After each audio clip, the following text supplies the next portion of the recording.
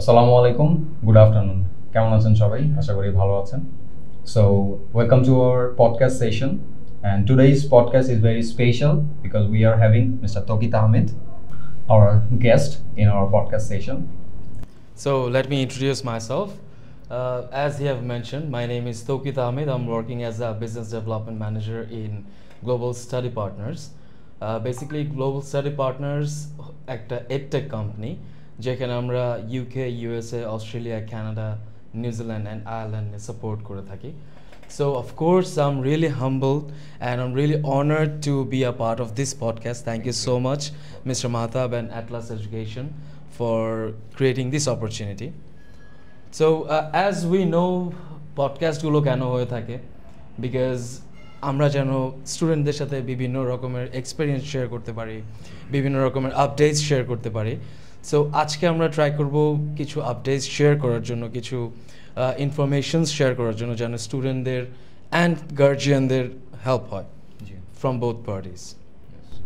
So Taqi ভাইয়া, আমরা আজকে যেহেতু আপনি আছেন অ্যান্ড আমরা একটা পডকাস্ট অ্যারেঞ্জ করেছি, সো আমি জানতে চাবো one of the most high demanded countries যেখানে স্টুডেন্টরা they are dreaming for their higher studies.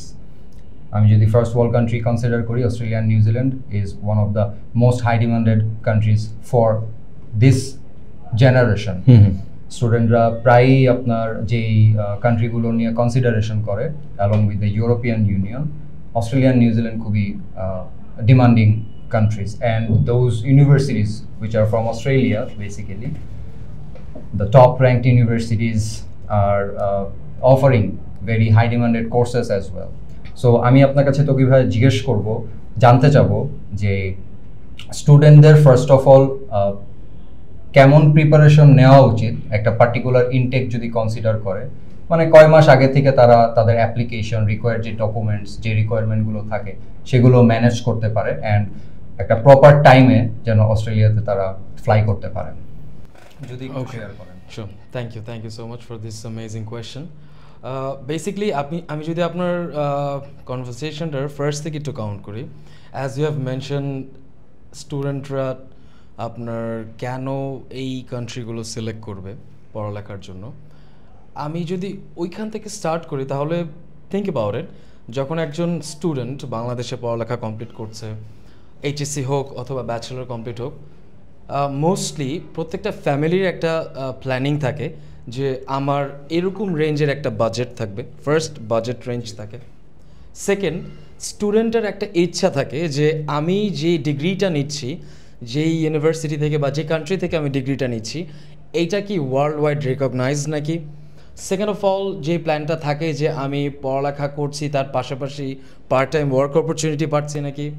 Third, part time work অপরচুনিটির পরে কি আমি পার্মানেন্ট অথবা আমার ফার্দার স্টের ফ্যাসিলিটিসগুলো আমি এই কান্ট্রিতে পাচ্ছি নাকি।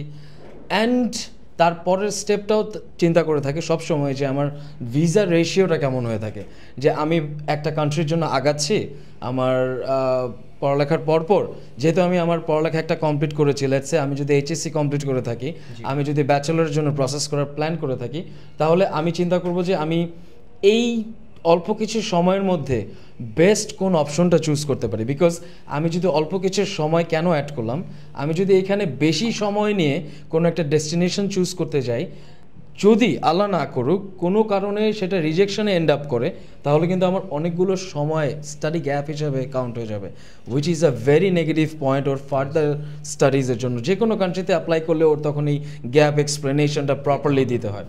সো এই কয়েকটা বিষয় কনসিডার করে রাইট নাও অস্ট্রেলিয়া এখন one of the top most পজিশনে আছে। The degree you are getting which is worldwide, mostly প্রত্যেকটা ইউনিভার্সিটি টপ 1-3% ইউনিভার্সিটির মধ্যে আছে ওয়ার্ল্ড ওয়াইড। থার্ড, আপনি যদি চিন্তা করেন পার্ট টাইম ওয়ার্ক অপরচুনিটি, অন্যান্য কান্ট্রি থেকে অস্ট্রেলিয়াতে স্টুডেন্টরা উইকলি এখন 24 আওয়ার্স কাজ করার একটা পারমিশন পাচ্ছে।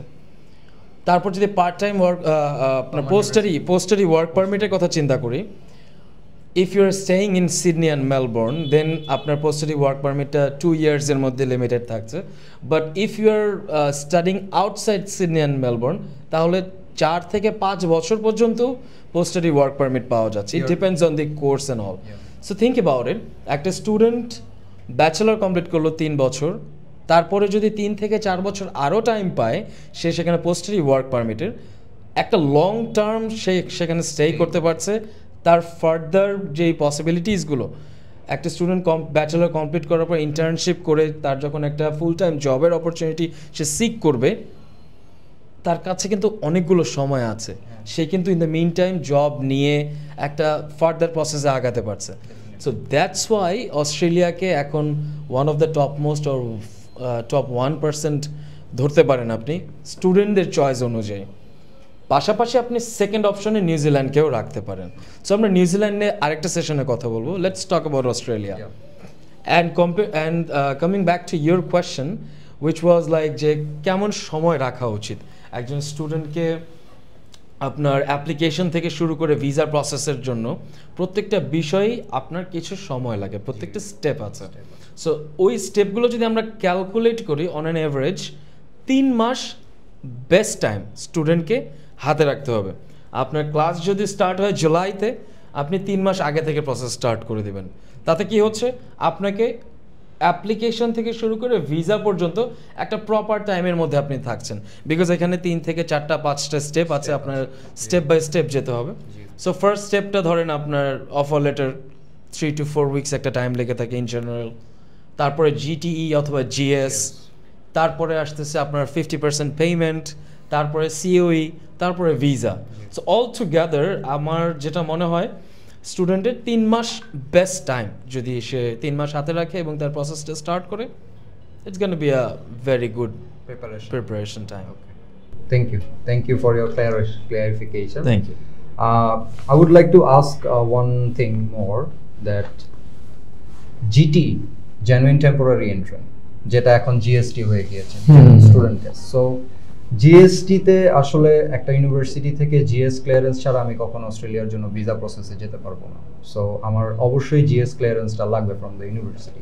সো এই জিএস ক্লিয়ারেন্সের জন্য আমার অ্যাজ অ্যান ইন্টারন্যাশনাল স্টুডেন্ট আমি কি ডকুমেন্টস আমার ম্যানেজ করতে হবে, অ্যান্ড রিকোয়ারমেন্ট অনুযায়ী আমি এই ডকুমেন্টসটা দিলে সাবমিট করলে অ্যাপ্লিকেশনের সময় আমার জিএস ক্লিয়ারেন্সটা খুব ইজিলি হয়ে যাবে। সো রিকোয়ারমেন্টসগুলো যদি ভাইয়া আপনি kindly a little bit. Sure definitely. Again আপনি খুব ভালো একটা কোয়েশ্চেন করেছেন, কারণ এখন যে আপডেটটা হয়েছে জিটির পরে জিএস, এই আপডেটটা অনেকটা স্টুডেন্টরাই কনফিউশনে থাকে। বাট আমি একটা very clear, very normal and transparent একটা অ্যান্সার দেওয়ার চেষ্টা করব, উইচ ইজ কেন জিটিই বা জিএস প্রসেসটা ইউনিভার্সিটি রেখেছে। কারণ হচ্ছে আপনি একজন ইন্টারন্যাশনাল স্টুডেন্ট, আপনার প্রথমত আপনি ইউনিভার্সিটির এন্ট্রি রিকোয়ারমেন্টটা ম্যাচ করছেন নাকি, ম্যাচ করে আপনি অফার লেটার পেলেন। অফার লেটারটা পাওয়ার পরে আপনার কিন্তু ওই ইউনিভার্সিটি এবং গভর্নমেন্টকে কনসিডার করাতে হবে যে আপনার স্পন্সর ফাইন্যান্সিয়ালি সলভেন্ট। আপনার স্পন্সর আপনাকে 1 বছরের টিউশন ফিজ, 1 বছরের লিভিং কস্ট এবং ফার্দার স্টাডির খরচগুলো বেয়ার করার ক্যাপাবিলিটি রাখে। এই বিষয়টা আপনাকে ইউনিভার্সিটি এবং গভর্নমেন্টকে কনসিডার করাতে হবে থ্রু আউট ইউর ডকুমেন্টস। যেহেতু আমরা ডিরেক্টলি কথা বলতে পারছি না ভিসা অফিসারের সাথে, সো আমাদের চেষ্টা থাকবে ডকুমেন্টসের উপরে বেস করে। এখন ডকুমেন্টসটা আমি কি আসছে, আপনি লেটস সে এবিসি ইউনিভার্সিটিতে অ্যাপ্লাই করেন, ABC university just an example. ওই ইউনিভার্সিটির টিউশন ফিস $20,000 পার ইয়ার, এবং এখন লেটেস্ট 10th মের আপডেট অনুযায়ী আপনার লিভিং কস্ট $29,000 প্লাস রাখতে হচ্ছে। সো এই দুইটা জিনিস, 1 বছরের টিউশন ফিস এবং 1 বছরের লিভিং কস্ট এবং রিটার্ন টিকিট আপনার স্পন্সরের অ্যাকাউন্টে আছে নাকি, আপনি কি করলেন দেখালেন। It could be FDR, it could be savings, আপনি ব্যাঙ্ক স্টেটমেন্ট সলভেন্সি দিয়ে প্রুফ করলেন আছে। এখন এই ফান্ডটা যদি আপনার 4 মাস পুরনো থাকে, ম্যাচিওর থাকে, তাহলে আপনার মোস্টলি অনেক ইউনিভার্সিটি কোনো সোর্স অফ ফান্ড চায় না। যদি 4 মাস পুরনো না থাকে, সেই ক্ষেত্রে আপনি সোর্স অফ ফান্ড দেবেন, যে এই ফান্ডটা সে কোথা থেকে পেলো, বেসিক যে ডকুমেন্টসগুলো আছে সেই ডকুমেন্টস অনুযায়ী আপনি দিচ্ছেন। পাশাপাশি আপনি যে একজন আপনি যে রেগুলার আর্ন করছেন, আপনার স্পন্সরের বিজনেস হতে পারে, স্যালারি হতে পারে, রেন্টাল ইনকাম থাকতে পারে, যেগুলো রেগুলার ইনকাম প্রতি মাসে ইনকাম হচ্ছে, সেই অ্যামাউন্টটা জেনুইন নাকি সেটা শো করার জন্য আপনার বিজনেস হলে বিজনেস ট্রেড লাইসেন্স এবং আপনার ব্যাংক স্টেটমেন্ট, বিজনেস ট্রানজ্যাকশনের এই বিষয়গুলো আপনাকে কনসিডার করাতে হবে। অ্যান্ড টপ অফ ইট আপনি এই বিষয়গুলো কনসিডার করাচ্ছেন আরেকটা ডকুমেন্ট দিয়ে, যেটা সব থেকে স্ট্রং রোল প্লে করে, উইচ ইজ ট্যাক্স। আপনি যখন আপনার স্পন্সর যখন ট্যাক্স দিচ্ছে, সে যখন শো করছে যে তার পার মান্থ 4 থেকে 5 লাখ টাকা ইনকাম, মানে বছরে প্রায় আপনার 5 লাখ করে যদি মান্থলি হয়, 5 60 লাখ টাকা তার বছরের ইনকাম। সো সে সেই 60 লাখ টাকার এগেইনস্টে ট্যাক্স দিচ্ছে, which is justified. Australian government আর ইউনিভার্সিটি কিন্তু ট্যাক্স ডকুমেন্টটা খুব ভালোভাবে চেক করে। লাস্ট 2 ইয়ার্স আপডেটেড থাকতে হবে, এক্স্যাক্টলি। সো আপনি লাস্ট 2 বছর যদি শো করতে পারেন আপনার ট্যাক্স ওই অনুযায়ী আপনি দিয়েছেন, আপনার ফান্ড আছে 1 বছর টিউশন ফিজ, 1 বছর লিভিং কস্ট এবং return ticket, then you are good to go, then it's perfect. আপনি আর নতুন যেই রুলস অনুযায়ী জিএস এর যেই কোয়েশ্চেনটা এসছে, সেখানে 4টা জাস্ট কোয়েশ্চেন প্যাটার্ন। আগে অস্ট্রেলিয়ান গভর্নমেন্ট ডিটেইলড একটা এসওপি নিত, ডিটেইল এসওপিটা তারা উঠিয়ে দিয়ে 300 ওয়ার্ডের এসওপিটা নিচ্ছিল, স্টেটমেন্ট অফ পারপাস। 300 ওয়ার্ডের এসওপিটা মনে হচ্ছিল তাদের যে it's not enough, that's why তারা 4টা কোয়েশ্চেন ভাগ করে দিয়েছে। ওই প্রত্যেকটা কোয়েশ্চেনের 150 ওয়ার্ড করে আপনার অ্যান্সার দিতে হচ্ছে। ওই 4টা কোয়েশ্চেন আপনি যদি একটু খেয়াল করে দেখেন, আপনি কেন অস্ট্রেলিয়া চুজ করছেন, আপনি আপনার ফিউচার প্ল্যান কি, আপনি ফিউচার প্ল্যান, এখন কিন্তু আপনি ফিউচার প্ল্যান আপনি অস্ট্রেলিয়াতে থাকবেন এবং সেইখানের ফার্দার অপরচুনিটিসগুলো অ্যাভেল করবেন, আপনি সেটাও ডিক্লেয়ার করতে পারেন, যেটা আগে আমরা করতে পারতাম না। আগে আমাদের ডিক্লেয়ার করতে হতো যে আমি আমার দেশে ব্যাক করব, ব্যাক করে আমার দেশের অপরচুনিটিসগুলো নিব। But things have changed. Australian government এই বিষয়ে অনেকটুকুই পজিটিভ, যে আমি যেহেতু আমার দেশ থেকে অপরচুনিটি দিচ্ছি, why don't you grab it, but আপনার সেই বিষয়ে প্রপার নলেজ থাকতে হবে। স্টুডেন্ট একজন একটা ইউনিভার্সিটিতে অ্যাপ্লাই করছে, সেই ইউনিভার্সিটি সম্পর্কে জানা থাকতে হবে, সেই কোর্সের সম্পর্কে জানা থাকতে হবে, সেই প্লেসের সম্পর্কে জানা থাকতে হবে, এবং সেই প্লেসের সরকার যেসব বেনিফিটস দিচ্ছে সেগুলো জানা থাকতে হবে। So they need genuine student. That's why it's called. That's why exactly. Yes. That's why it's GS. So I hope আপনার answer clear. Thanks for the explanation. And my last question regarding Australian higher studies.